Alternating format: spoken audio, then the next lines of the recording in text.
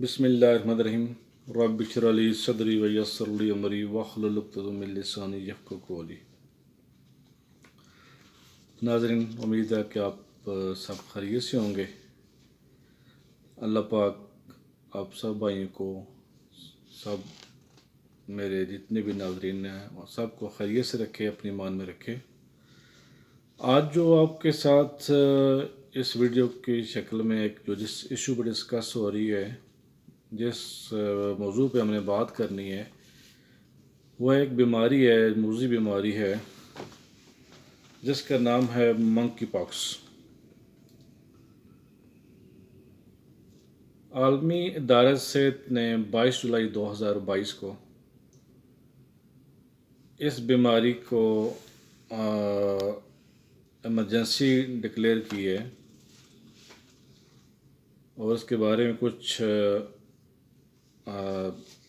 जो मवाद उन्होंने शेयर किया है, सोचा मैं आपके साथ शेयर कर दूं।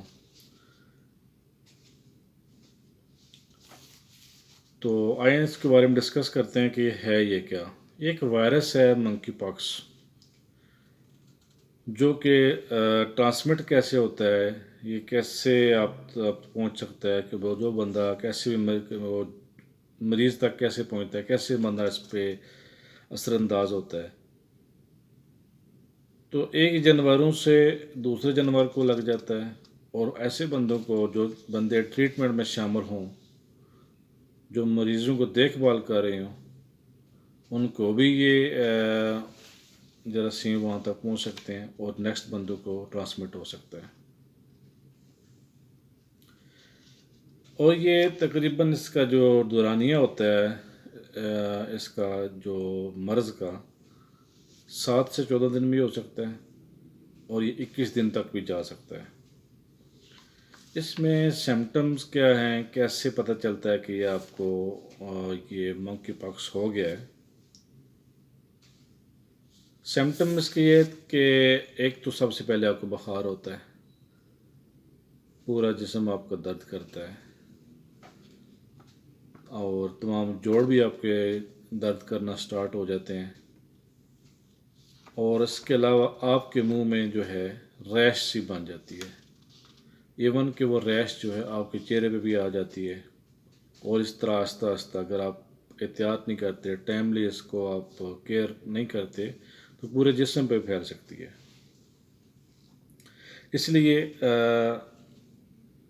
जो WHO ने, आलमी इदारा सेहत ने इसके बारे में जो कुछ हदायत दी हैं, उसकी ये कि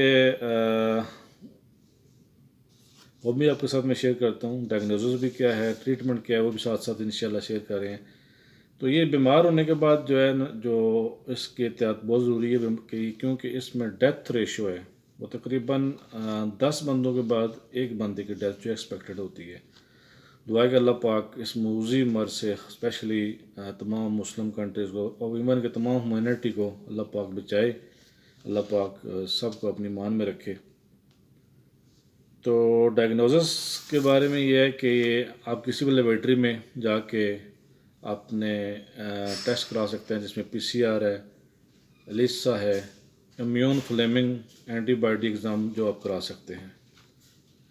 ट्रीटमेंट फ़िलहाल इसकी कोई स्पेसिफिक ट्रीटमेंट नहीं आई है, जस्ट ये है कि आप केयर करें और ऐसे जानवर जिनको ऐसी मर्ज़ आपको नज़र आ जाती है उनसे अवॉइड करें, उनको टच ना करें।